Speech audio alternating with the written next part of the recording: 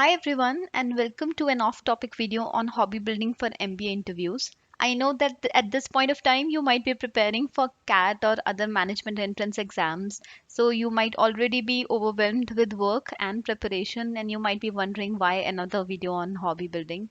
Um, Honestly, if you start preparing for this and developing a hobby right now, it'll help you in the future. It doesn't take a lot of time.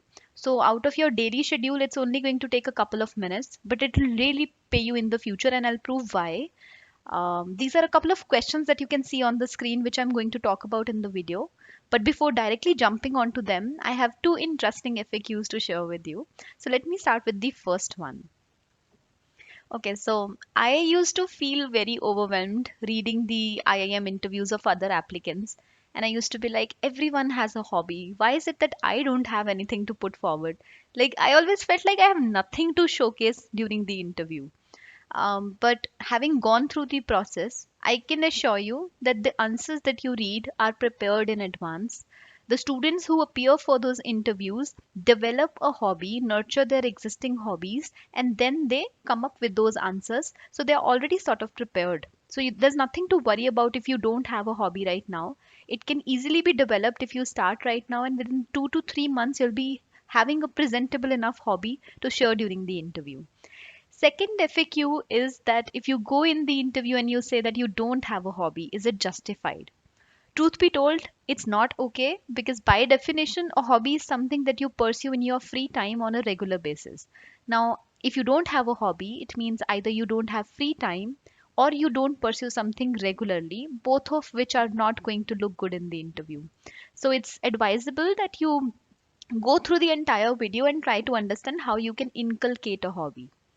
Okay, so now let's talk about why interviewers actually ask for a hobby. I am going to show you a list of questions and they are generally asked in this order but not necessarily. So the interviewers in the first part of the interview focus on your introduction and then they ask some follow-up questions on that. And this is where hobby is generally discussed. Hobby acts as a differentiator which helps the interviewers understand what is that value that you can bring to the badge that the rest of the applicants cannot. It also helps them understand some values and traits that you might have, for example, discipline or time management and other things like that. And it also gives them, the option of asking other questions. Let's say that you mentioned that playing chess is your hobby, then they can ask a lot of other questions basis that one input that you gave them, which is why they generally ask this question. I will also share a link in the description. I have actually curated a list of questions which were asked to IM applicants around their hobbies, and I have categorized them on the basis of the hobbies. So you can go through that. Now let's talk about why is it that you might not have a hobby. Like if you feel that there's nothing that you can put forward, there are three reasons. First is regularity. Second is depth, and third is relevance. I'm going to give you three examples to make you understand what these mean. Let's say stargazing is your hobby, but how often do you pursue it? Is it monthly, weekly, daily? The frequency or the regularity is basically going to determine whether it's actually a hobby or not. For something to be called a hobby, it needs to be pursued very regularly. Let's say that watching web series is your hobby. You pursue it regularly, you watch web series every single night, every single day. So, is it a hobby? The question is, do you go in depth of it after watching a sitcom or a web series? Do you research about it? Do you try to learn more about it? If you do not, most likely you cannot call it a hobby because if you will be questioned on it, you won't have a lot of inputs to share. Third one is relevance. Let's say that you play PUBG a lot and you like it. Can you put it forward in an IM interview? Well, you can if you make it more relevant for the interviewers to help them understand what are the qualities, the learnings, the traits that you bring onto the table. So it has to be made more relevant in an interview. If you don't have something, an activity which you pursue regularly, or which you have already gone in depth of, or which you feel is not relevant enough for the interviewers, then you cannot call it a hobby. I was once asked this question by someone on Quora that I like playing PUBG a lot, so can I put it across in the interview and say that that's my hobby? I gave a detailed answer in it. I'll also share the link in the description for you to go through.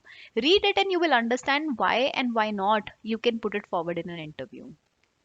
Okay, so now I'm going to talk about the hobby that I shared during the IM interviews, which was ad analysis. Let me share how I came up with this. So I was once watching a YouTube video and I realized that I didn't skip the ad. And this was a regular practice for me. So whenever I had some spare time and I was watching a YouTube video, I never skipped an ad because I enjoyed trying to understand what the ad is all about and what is it trying to achieve with the consumers. Once I realized that regularity is already a part of this activity, I had to convert it into a hobby. So I went into further depth and started reading advertising blogs, advertising books, trying to understand the different components of ads and how they work. This is when depth also got tick marked. Now I was left with only one trait, which is relevance. How can I align it with my batch and try to add more value? That's when I started writing more about advertising on Quora, and sort of a community got developed wherein we talked about advertisements, their traits, and I wrote a lot of answers on it on Quora. So this is how I was able to speak about it during the interview and justify to the interviewers that I can share something with the batch which the other applicants might not. So I made it more relevant for them and for the batch as a whole. Similarly, you can also develop a hobby by just looking in your daily routine. Let me give you a structure for it. So, this is how you can develop a hobby in a matter of 2 to 3 months. You can either go for nurturing your existing activities. For example, I realized that I have an activity which I pursue regularly, but the other two traits were not in place. You can also do that and see if you can do something with the activity you already have. Or if you feel like there's nothing in particular that you do, then you can try to start afresh and think about what is something you will enjoy practicing the next 2 to 3 months. Is there an activity which you are willing to learn? You have never done that, you don't do it regularly, but you're willing to learn. That's why you can start afresh. A couple of points for you before deciding that activity. First of all, there is no special or better hobby. Like people often ask, what is a good hobby from the point of view of IIM interviews? Honestly, there's none. Like it's up to you. Hobby is a personal choice. It doesn't have to be. It's there's no hard and fast rule regarding a hobby. Second thing is having a unique one definitely is going to help. Now, for example, I had ad analysis as my hobby, and in not all of the interviews, the interviewers were aware about this concept. So, what they did was they asked me general questions about advertisements rather than about ad analysis. So, when you have a unique hobby, you can talk about it and you can expect lesser questions on it. You can also expect some interesting conversations around it because the interviewers would generally want to learn more from you in that case. So I've also given you a couple of examples here that some of my friends had. So you can also try to work around these hobbies if you like any of them.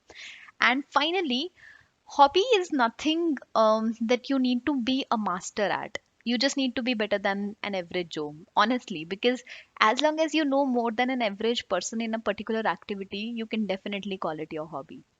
So, this is all from my side, guys. If you have any questions, let me know. I would be happy to address them. Hope you guys have a good day. Bye bye.